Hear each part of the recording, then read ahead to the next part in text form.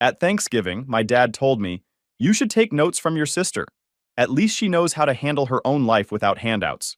5 seconds later, I exposed her biggest secret in front of everyone, and she's been trying to destroy me since. Hey Reddit, so this whole mess started at Thanksgiving when my sister decided to keep pretending she was this self-made success story, while I was the one secretly paying her bills. I kept quiet for months, but one dinner and one stupid toast changed everything. What came after? Let's just say the truth has a way of burning through every fake smile. Thanksgiving at my parents' house is always a performance. Not a family gathering, a full production. Relatives I barely recognize are laughing too loudly, pretending this family doesn't run on competition and judgment. I'm sitting 2 seats away from Megan, my sister, the family's favorite success story. She's in a cream-colored dress, perfect hair, perfect smile, phone half hidden under her napkin so she can snap candid photos for her social feed later. You'd think she was hosting the Oscars. Dad's at the head of the table. He's a cop, so he carries that "don't mess with me" energy even at dinner.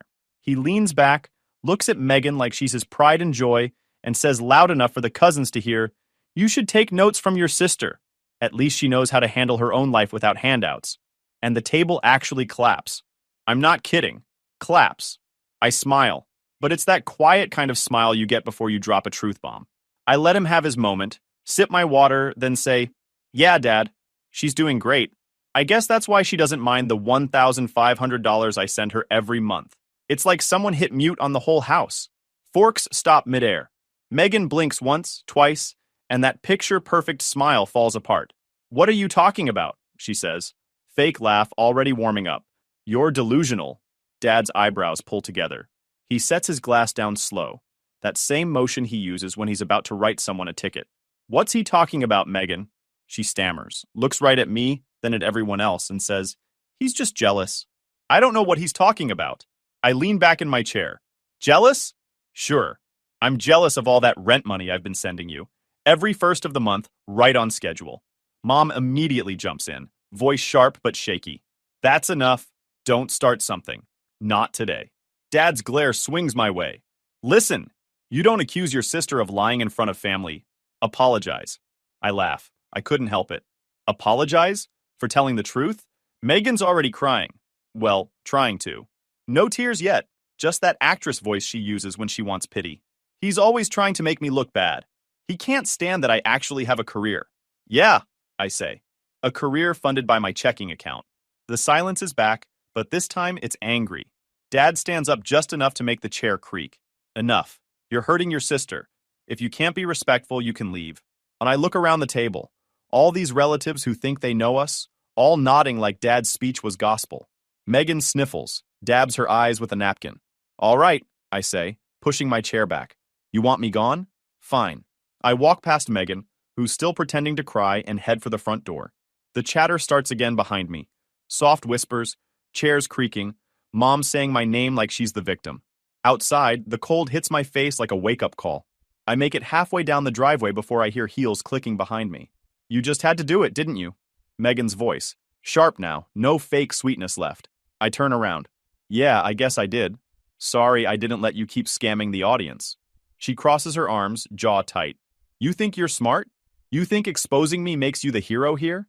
You're just jealous, like always." "Jealous of what? Your imaginary success?" I ask. "Come on, Meg. I literally paid for your fake independence." Her face twitches, like she's deciding whether to cry or throw something. "You don't know what you've started," she says finally. "If you keep this up, I'll ruin your life." She takes a step closer, lowers her voice. "You think you're untouchable. You're not. Neither are you," I say. "And right now, you're standing on a pretty thin layer of ice." We stare at each other for a few seconds, her eyes burning with anger, mine just tired.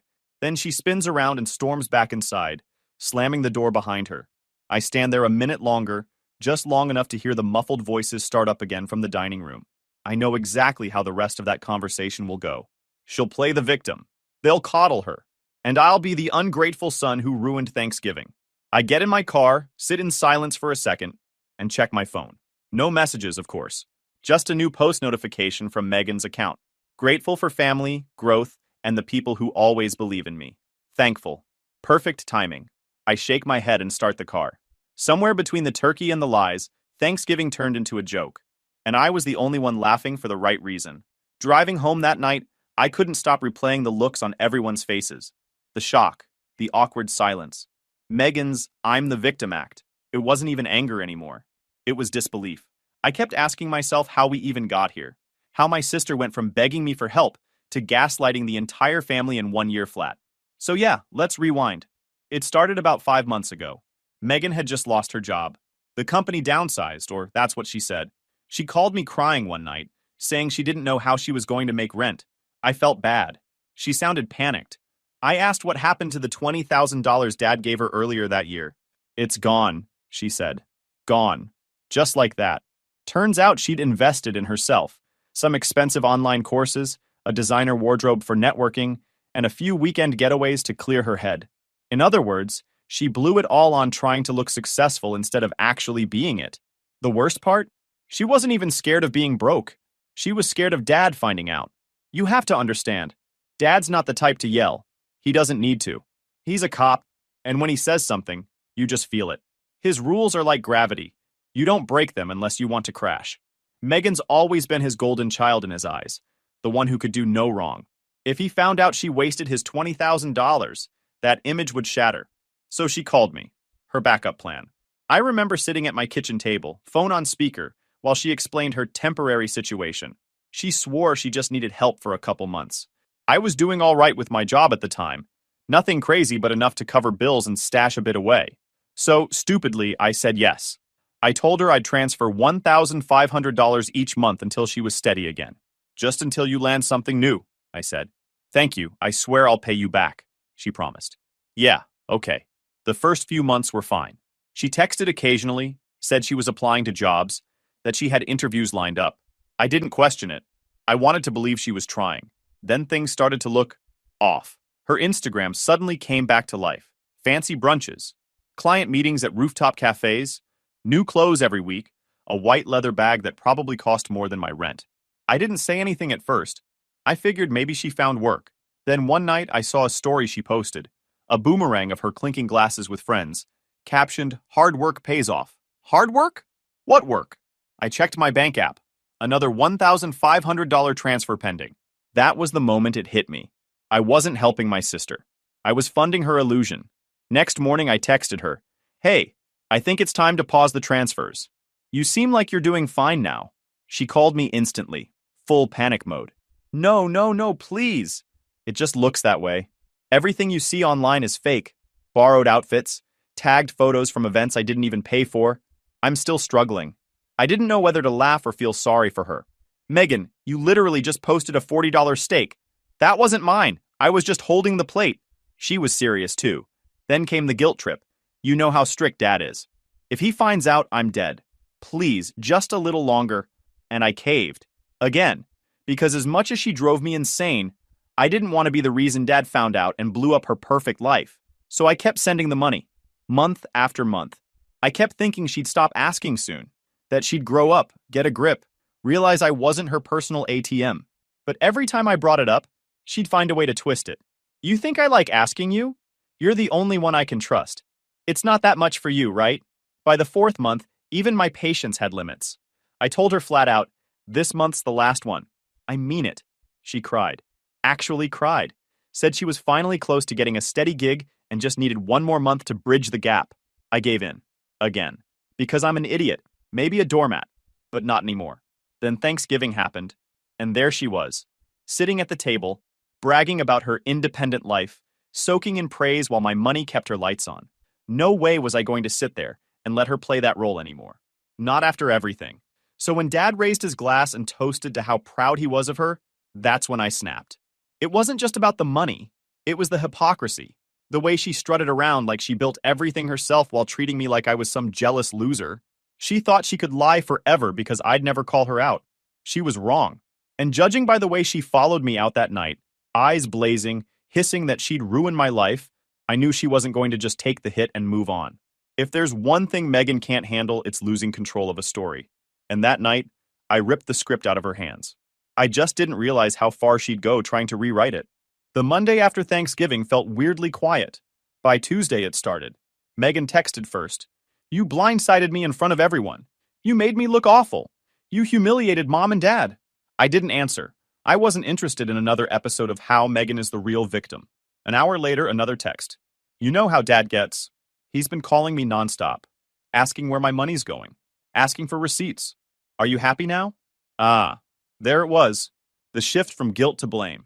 Turns out, after I left, Dad started keeping tabs on her, checking in, asking about her projects, wondering why her savings hadn't grown if she was so self-sufficient. She told me later he even asked for her credit card statements just to make sure she's being responsible. That's when she called me, voice low and venomous. You put me under a microscope. He's tracking everything I do now. Maybe he should have done that sooner, I said. You think this is funny? Kind of, I said. You spent months pretending to be a CEO, and now you're mad someone's asking for receipts? She hung up. That was the last time I heard her actual voice for a while. After that, everything came through texts, all one-sided, walls of paragraphs, whole essays about how I ruined her image and how people don't forget humiliation. I should have known that tone, that mix of pity and rage. It meant she was plotting something. Somewhere in that chaos, she'd managed to talk her way into a new job. Nothing fancy, just a probationary marketing role. But it gave her fresh coworkers, new gossip channels, and a chance to rebuild the image I'd shattered. A week later, I noticed something odd.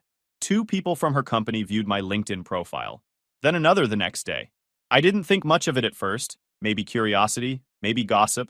Then one of my clients, a small design firm I'd been working for, suddenly paused our contract.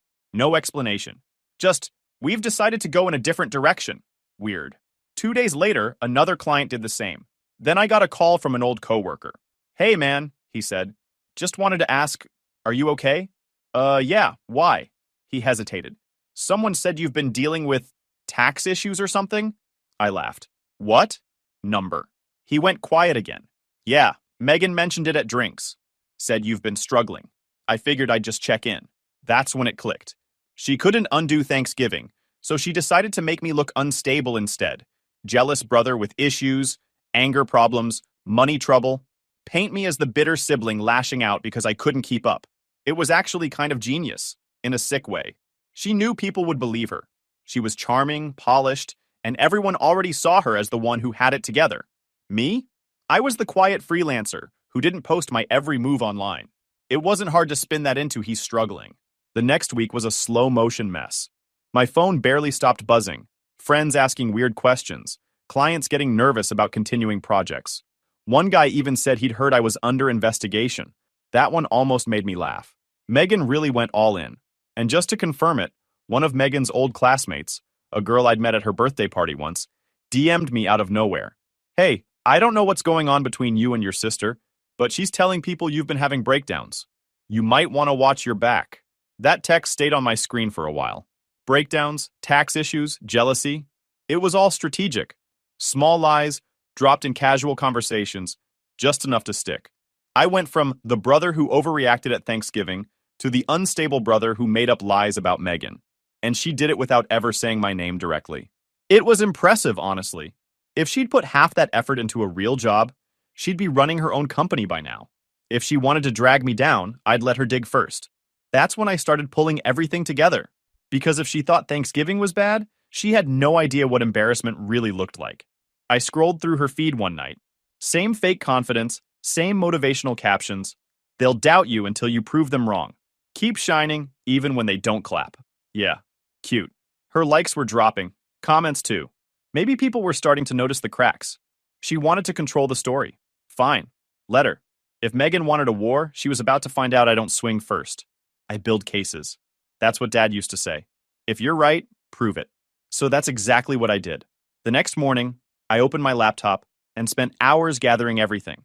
Every Venmo transfer labeled utilities, every rent payment with her name in the memo, every single $1,500 deposit that left my account and landed in hers.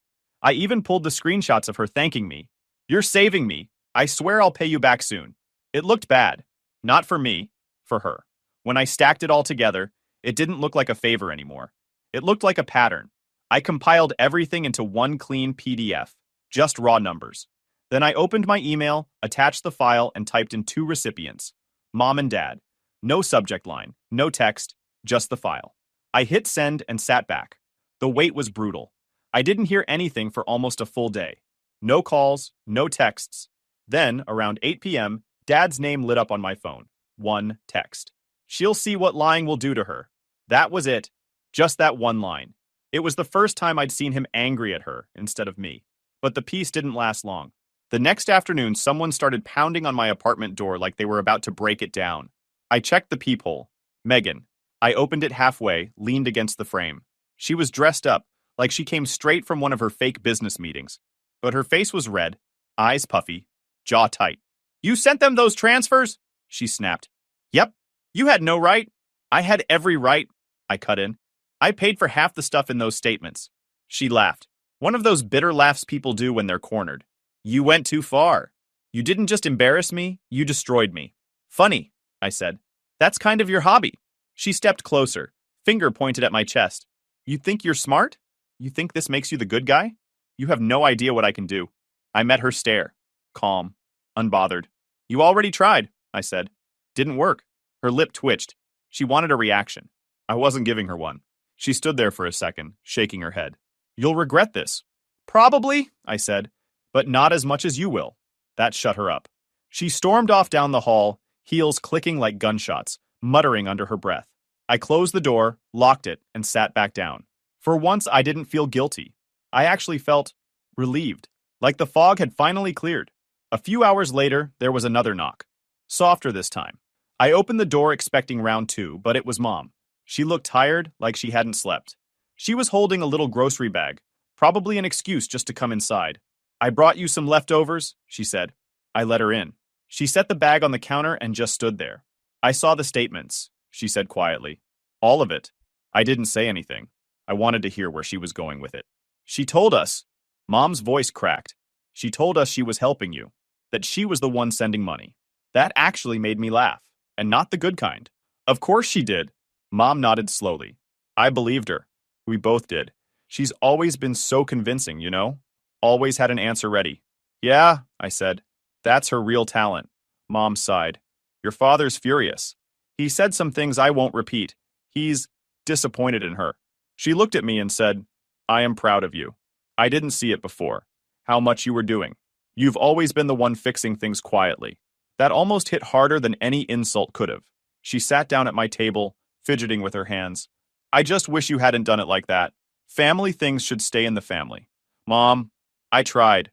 She built her whole life on my money, and no one believed me until I showed proof. Mom nodded. "I know.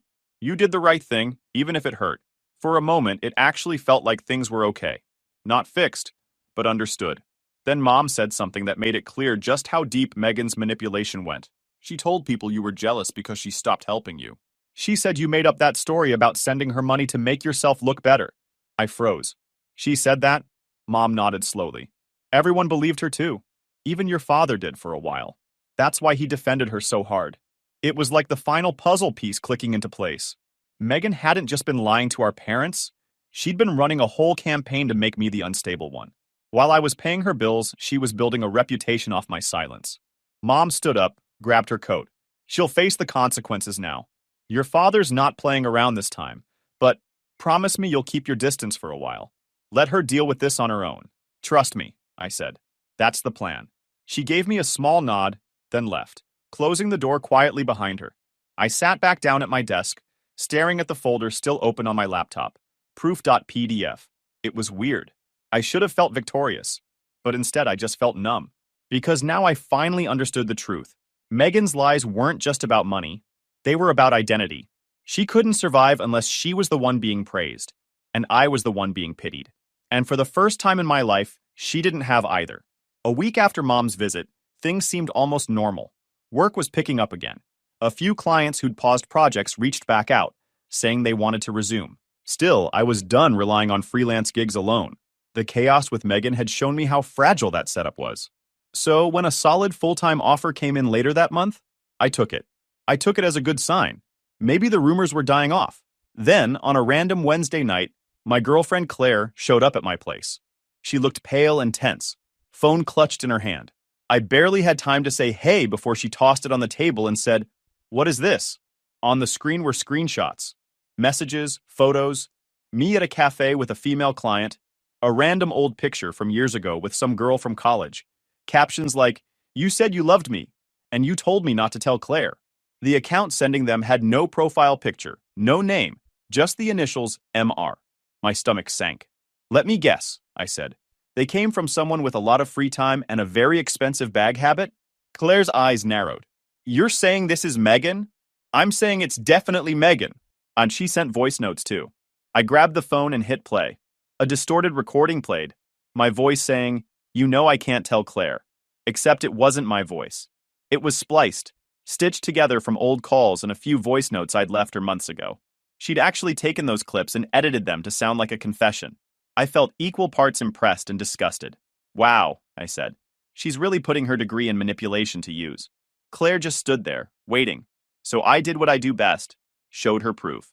I pulled up the bank records, the emails, even a few texts between Megan and me where she literally thanked me for saving her. Then I showed Claire a text from Megan 2 weeks ago that said, "If you keep this up, I'll ruin your life." I looked at her. This is how she ruins people. She lies until you start questioning what's real. Claire sat down, quiet now. I could see her processing it. She's logical like me. She needs evidence. After a full minute, she finally said, "She really did all this because you told the truth?"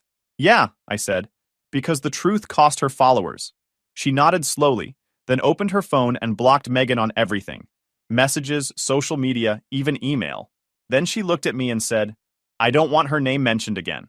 "Fine by me," I said. "She's out of the family plan anyway." That night, I realized Megan wasn't just desperate. She was spiraling. And I didn't have to do a thing. Life was already catching up. 2 days later, Mom called, whispering like she was reporting a crime. "She got fired," she said. Apparently, Megan's boss found inconsistencies in her pay records. My guess? She'd been lying about her full-time status or inflating her role. Either way, she was done. By the weekend, her landlord started contacting her about late rent. Since she'd been using my money for so long, she didn't actually have a system to pay her bills. Every lie she built her life on started falling apart like a stack of cheap cards. It didn't stop there. Relatives started asking questions. The same people who clapped at Thanksgiving suddenly weren't clapping anymore. My Aunt Linda, who had practically worshipped Megan, sent me a text. "I owe you an apology. I should have believed you. I didn't know she was taking advantage of you like that." I didn't even know what to say. I just replied, "Better late than never." Then I opened Instagram. Her account was still up, but the vibe had changed. Old posts deleted, comments limited, a few awkward breakthrough captions like, "Sometimes you lose everything before you find peace." Yeah, sure, peace. By Monday, she'd gone radio silent. No calls, no posts, just gone. I figured maybe she'd finally learned her lesson, until my phone buzzed with a text from her at 2 a.m. "Happy now?" That was it. No hi, no explanation, just those 2 words. I stared at it for a while, thinking about how predictable she'd become. She wasn't asking for sympathy. She was trying to make me feel guilty again. Same old playbook. She built her whole world on appearances. The successful daughter, the confident influencer, the one Dad bragged about. But the truth has a way of catching up. And watching her empire collapse wasn't satisfying in the way I thought it would be. It wasn't victory. It was more like watching a car crash you tried to stop months ago. The damage was done. Still, part of me hoped this was the end, that she'd finally stop trying to fight ghosts and just own what she'd done. But deep down, I knew Megan. And people like her don't stop when they lose. They stop when there's nothing left to lose. And Megan was just about there. I hadn't heard from her for almost 2 weeks. No messages, no calls, nothing. Which, under normal circumstances, would have been great. But I've learned that when she goes quiet, it's not peace. It's plotting. I was at work one Thursday, halfway through lunch, when the front desk buzzed my office. "Hey," the receptionist said, "there's a woman here asking for you." I looked up. "Who?" "She said she's your sister. Should I send her up?" Before I could answer, I saw her through the glass lobby wall. Megan standing there like she owned the building, phone in hand, sunglasses on indoors. The kind of outfit that screamed, "I still have control." I took a slow breath. "Yeah, send her in." She walked into my office like it was a courtroom, and I was the defendant. "Nice place," she said, looking around. "Didn't realize freelancing paid this well." "I'm not freelancing anymore," I said. "Got a full-time position last month." That threw her off a little, but she recovered fast. "Good for you. You'll need it." She pulled out her phone, tapped a few times, and turned the screen toward me. Messages, screenshots, old ones. Some looked like they'd been edited. Things I said months ago about being frustrated, tired, or angry, chopped up to look like I was losing it. You know, she said, people would see this and think you're unstable. Maybe even dangerous. I raised an eyebrow. You really came to my job to blackmail me? She smirked. It's not blackmail if it's true. Half of those are missing context, I said. The other half are things you baited me into saying when you were pretending to be broke. Megan crossed her arms, trying to hold eye contact. You think anyone's going to believe that? I could send these to your boss, your clients, your girlfriend. People believe me, not you. I stood up slowly, walked around my desk, and stopped right in front of her. Calm, steady. Megan, I said, everything you've ever sent me, every payment, every lie, every text, it's all backed up, dated, labeled, and sitting on multiple drives. You're not winning this one. She blinked, her confidence cracking just slightly. You wouldn't dare. Try me. For a second, neither of us moved. Then she stuffed her phone back in her bag, muttering, "You'll regret this," and walked out. I waited until she disappeared down the hall before I sat back down. My hands were steady, my heart wasn't. I knew she was desperate now, and desperation makes people reckless. Sure enough, that weekend, I got an alert from one of my old freelance accounts. Unusual login attempt detected. The security email even listed the city, the same one she'd been tagging in her stories. It wasn't just one. There were three, all from the same city Megan had been visiting a lot lately. I checked the IP logs and almost laughed. She was getting sloppy. I changed all my passwords, added two-factor authentication, and locked everything behind digital walls she couldn't climb. Then I waited. 2 days later, Mom called again. Her voice was tight, like she was trying not to explode. Your father talked to Megan. That didn't sound good. What about? The $20,000 he gave her, she said. He wants it back. I almost choked. Wait, he's actually demanding it? Yes. He told her if she doesn't pay it back within 6 months, she's out of the will. I whistled low. Guess the golden child's shine finally wore off. Mom sighed. He also took back the car. It was in his name, and he said if she can't pay for it, she doesn't get to keep it. For once, I didn't even have a sarcastic comeback. I just sat there, processing it. Dad had never punished her before. Ever. She's furious, Mom said, blaming everyone but herself. I'm staying out of it. Good idea, I said. She made this mess. Let her clean it. After we hung up, I checked Megan's socials again. Not out of curiosity, just habit. Her Instagram was silent. Her LinkedIn? Gone. Deleted or deactivated. She was vanishing in real time. It wasn't fun to watch. It wasn't satisfying either. It was just sad. Like seeing a magic trick exposed. Once you know the trick, there's no awe left. Then, late one night, my phone buzzed again. A new message. Megan. You think you've won? You haven't. You ruined everything. Don't act like the hero. I stared at the screen for a while, then typed back slowly. I never wanted to be the hero. I just wanted the truth out. She didn't reply. A few minutes later, I typed one last message. If you try this again, the hacking, the lies, the threats, I'll expose everything. Family, job, landlord, all of it. I'm done being quiet. Delivered. Read no response. That was the last message I sent her. The next few days were silent. No notifications, no gossip, no more fake accounts trying to mess with my life. For the first time in months, I felt something close to peace. Not because she'd given up, but because I finally meant it. I wasn't scared of her anymore. Let her delete her accounts, hide behind friends, play the victim. It didn't matter. Her kingdom was gone, and I didn't have to lift another finger. She built her whole world out of lies. All I had to do was stop holding it up. The following weeks were quiet. Then one Friday night, around 9 p.m., there was a knock on my apartment door. 3 short taps. Not loud, not timid either. I looked through the peephole, and for a second, I didn't recognize her. Megan. No makeup, no fancy clothes. Hair pulled back messily. Hoodie, old sneakers, jeans with holes that weren't designer this time. She looked human. I opened the door halfway. You're either here to confess or steal my Wi-Fi. Which is it? She gave a small, tired smile. Confess, I guess. I didn't move aside, so she didn't try to come in. She just stood there, eyes sunken like she hadn't slept in days. I'm not here to fight, she said quietly. I just needed to say something. Go ahead. She took a breath. It's all gone. The job, the car, the apartment, everything. I didn't say anything. I just watched her talk. I lied, she said, to everyone. About the job, about the money, about helping you. I thought if I could just keep it going long enough. I'd figure out how to make it real. She rubbed her face with her sleeve, voice shaking but not fake this time. I'm staying with a friend now, on her couch. I owe rent, and I can't even afford to buy groceries. I thought I'd hit bottom before, but I think this is it. Still, I didn't move. Not to comfort her, not to lecture her. I just let her talk. I was so scared of being a failure, she said, looking at the floor. Dad's always been proud of me, and I couldn't stand the idea of him seeing me like I actually am. So I kept lying. And then you called me out, and instead of admitting it, I doubled down. Tripled down, I corrected. That actually got a weak laugh out of her. Yeah, tripled, maybe quadrupled. Silence stretched between us. For the first time, she wasn't performing. No dramatics, no excuses, just regret. I'm not asking for money, she said quickly. I'm not even asking for forgiveness. I just wanted you to know I get it now. You were trying to help me, and I made you the enemy. I hurt you. I lied about you. I ruined your reputation. Her voice cracked then, and she looked away. I'm sorry. I really am.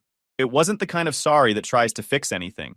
It was the kind that comes after everything's already burned down. I nodded once. Good, I said. It's about time you said that. We stood there for a few more seconds. No yelling, no tension, just two siblings finally out of lies. Call me tomorrow, I said quietly. We'll talk then. She nodded. Okay.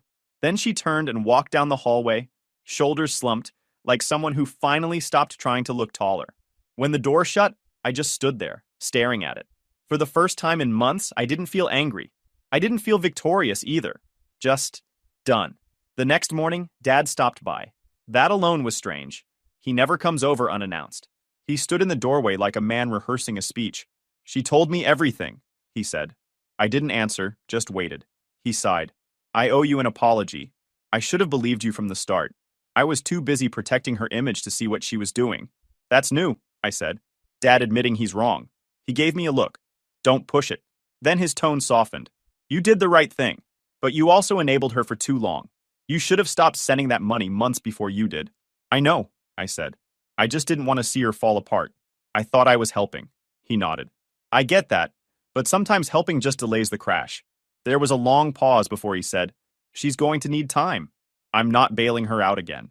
She's on her own this time. Good, I said. That's what she needs. He nodded once, firm, then added quietly, I'm proud of you. Not for exposing her, for finally standing your ground. And I didn't really know what to say, so I just said, thanks. After he left, I sat on the couch, staring at the same door Megan had walked through the night before. I knew she was out there somewhere, sleeping on someone's couch, probably replaying all the lies in her head, and for the first time in her life, there was no backup plan. I didn't forgive her. Not yet. Maybe not ever. As for me, I finally felt peace. Not the kind that comes from winning, but from knowing I didn't let her rewrite who I was anymore. She could rebuild if she wanted to. Or not. It wasn't my problem anymore. For the first time in years, I wasn't the fixer, the backup plan, or the quiet brother holding things together. I was just me, and that was enough. YouTube just dropped this new hype feature. If you're hooked on this story, smash that hype button. It tells YouTube this video deserves to blow up, and it keeps even crazier stories coming your way.